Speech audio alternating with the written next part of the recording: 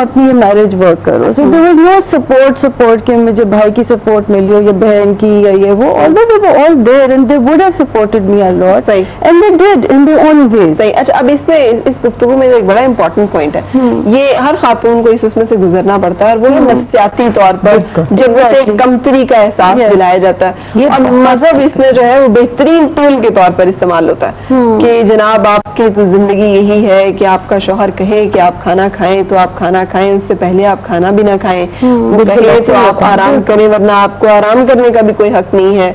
आप बिल्कुल ना करें कुछ भी जब तक कि आपका शौहर जो है वो ना हो. तो ये एक माइंडसेट है जिसके साथ हम बच्चों को रेज करते हैं, है ना. बिल्कुल. आपको भी यूर स्ट्रॉन्ग. मैंने घर में मुझे ये तरबियत दी कि आपने सेक्रीफाइस करना है टू बी देयर, बिकॉज यही एक रास्ता होता है. बचपन से हम सुन रहे हैं कि ठीक है आपने शादी की है तो you have to be there forever. ये एक माइंडसेट बना दिया जाता है. फॉरएवर क्या मतलब कि अब आप जा रही हैं तो आप हमेशा. अच्छा, जो पुरानी फिल्मों के डायलॉग था, अब आपका जनाजा ही वहाँ से वापस आए. ठीक. लेकिन वो उसके बावजूद ये भी है कि अगर आपकी कोई वैल्यू नहीं है, आप डोरमैट बन के रह गए हो. और मैंने देखा बहुत बड़े बड़े नाम होते हैं जो डोरमैट होते हैं लेकिन स्टिल कंटिन्यूइंग. एक आपने रखा होता है कि ये मेरा हस्बैंड है. हाँ जी.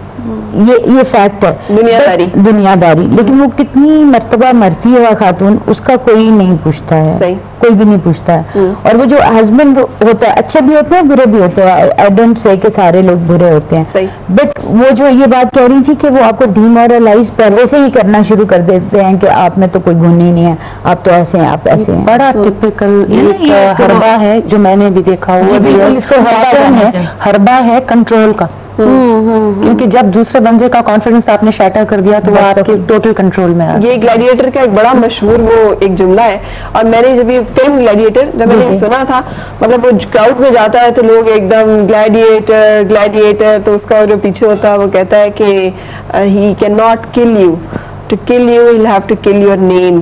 वो फर्क वो बात है, उसे आपका नाम पहले मारना पड़ेगा. आपको मारने से खातून को मारने से पहले उसकी पहले इज्जत नफ्स कुचलनी होती है कि उसको आप इतना छोटा कर दें अपनी नजरों में कि वो बेचारी बोलने से ही डरे कि वो क्या है. अच्छा, ये जब सारे फेजेस और ये सब आता है, ये तो हर औरत, अगर बहुत कम अच्छे लोग भी दुनिया में होंगे, चलो बहुत सारे घरों में हो सकता है ना हो ये सूरत हाल, लेकिन ऑलमोस्ट हर खातून को ससुराल के हाथों, कोई घर मियां शौहर के हाथों गुजरती ही है इस सूरत हाल में से. स्ट्रेंथ कैसे आई, मतलब हाउ कम के you are able to get out of it and you are able to say नहीं भाई बहुत होगी. आई थिंक मेरी स्ट्रेंथ आई थी जो कि अब्यूज हर किस्म की थी, physical, emotional, everything that you could. Emotional abuse में क्या क्या बिस्मा, मतलब किस किस को consider you are you know, I think इतने आपने कुछ पहना है तो आपको कभी मेरे कपड़े छुप जाते थे. he would hide, although I have no regrets in life. I think he was a wonderful person in his own way. Maybe he just and I also very strongly believe कि अगर लोग इस साइकी के होते हैं, I think उनका कोई ना कोई चाइल्डहुड के अंदर कुछ ना कुछ हुआ होता है. I strongly believe in that and he did go through a very tough childhood, you know. तो वो शायद वो रिएक्शन था जो हम लोग के ऊपर निकलता था.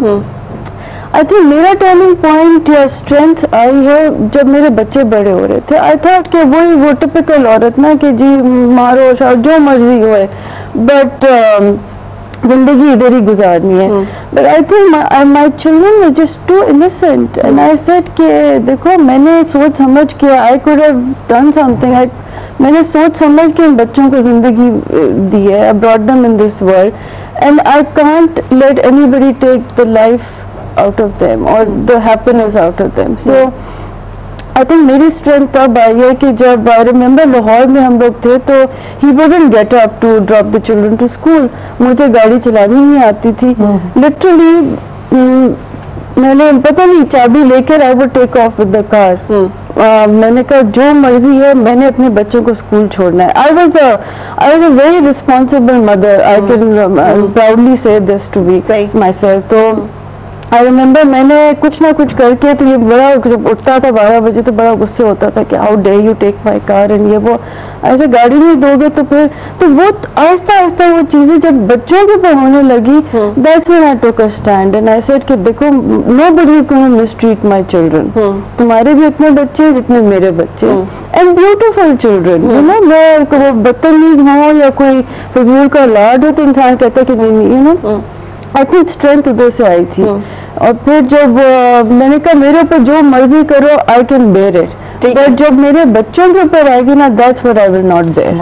अच्छा, आपके साथ भी इसी तरह से वो हुआ कि आपने किस मोमेंट ऑफ स्ट्रेंथ, वो एक पॉइंट जहाँ पे आदमी कहता है कि ओके इनफ इज, वो सैचुरेशन पॉइंट जब आ जाता है ना, आप देखते हैं कि इससे आगे आप नहीं, बस दिस इज द थ्रेशोल्ड, इससे ना आप आगे जा सकते हैं ना पीछे जा सकते हैं। खवातीन का थ्रेशोल्ड बहुत ज्यादा, हमारा बहुत ज्यादा इसमें मैं कहती हूँ कि मैंने बहुत 15 साल गुजारे, आई ट्राइड एवरीथिंग, मेरे में वो होप बहुत थी, आई वाज वेरी ऑप्टिमिस्टिक, ऐसे नो कुछ ना कुछ ठीक हो जाएगा, आपने सुना बच्चे हो जाएंगे तो ये बेहतर हो जाएगा, बड़े होने दो फिर देखना ये सब ठीक हो जाएगा, वो जो फॉर्मूलास है। अच्छा, मैं जो बात कह रही थी, आई थिंक सो जो माँ होती है वो तो पहले ही स्ट्रेंथ का नाम है। जब आप माँ होते हैं, औरत नहीं होते उस वक्त आप, माँ जब होती है वो अपने बच्चे को, जैसे ये कह रही है, आप नहीं देख सकते कि उसको कुछ हो और उसके लिए कुछ, उसको ये फीलिंग हो कोई मुझे मायूसी है, मुझे कोई चीज़ चाहिए और कोई उसको देने वाला नहीं है। I think so that is a time, और अल्लाह का शुक्र है कि मैं फिर अपने वालिद को बार बार कोट इसलिए कर रही हूँ कि he is my mentor and everything, कि जिन्होंने पढ़ा दिया उस दौर में पढ़ा दिया, तो ऐसी कोई मसला नहीं हुआ जॉब की। और उसके बाद आपको जो बच्चों की सपोर्ट होती है, आप बच्चों को देखते हो, आपकी पूरी दुनिया आपके बच्चे हो जाते हैं, पूरी दुनिया, आप उसमें बाहर नहीं देखते हो, तो I think so that is the biggest strength. सही। अच्छा, थोड़ा सा मैंने रिकॉर्ड किया आपके बच्चों को। अच्छा, और मुझे कुछ नहीं मालूम है मैंने क्या बोला, सो मैं थोड़ा सा रन करूंगी उन बच्चों की फीलिंग्स के, वो क्या फील करते हैं और वो कैसे दुनिया को देखते हैं और क्या कहना चाहते हैं। जी, अब्बू की कमी तो कभी कभार महसूस होती है, लेकिन अम्मी इतना फील नहीं होने देती, और अब्बू से भी इन टच रहते हैं मोर और लेस।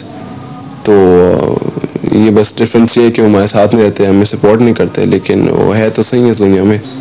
अब्बू के हमारे फैमिली में होने से शायद नेगेटिव चेंजेस आ जाती, मतलब अभी मैं समझ सकता हूँ कि I am very responsible and मतलब being the only elder son in the house के में काफ़ी रिस्पॉन्सिबिलिटीज़ हैं, तो in a way I am happy for what happened and everything happens for the best. Actually वो वक्त और अब का वक्त लगता है जैसे बिल्कुल दो डिफरेंट लाइफ्स थे, दो डिफरेंट चैप्टर्स थे, एंड